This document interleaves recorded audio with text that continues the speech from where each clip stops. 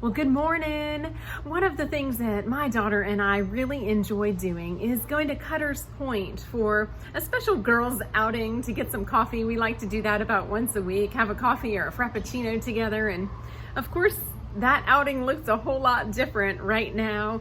We don't go in the store, we do the drive-through. And of course, even in the drive-through, we have our mask on when we do our ordering. We're practicing our social distancing.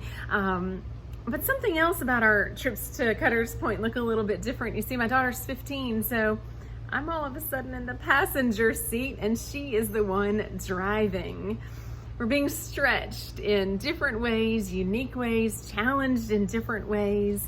I think about a message of our bishop, Bishop Brian. He shares this often as he speaks and shares with churches. He says that God stretches us in our faith, that he challenges us in different ways, and that he stretches us to grow.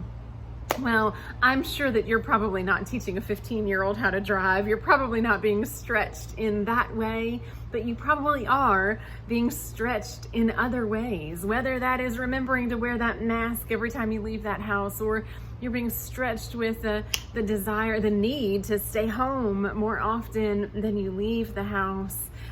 Or maybe you have other things that are heavy on your heart, that challenge you, that stretch you, things that you might be dealing with emotionally that are heavy on your heart. How is God stretching you? How are you being stretched? Because sometimes in those challenging moments, in those times of being stretched, is when God is growing us.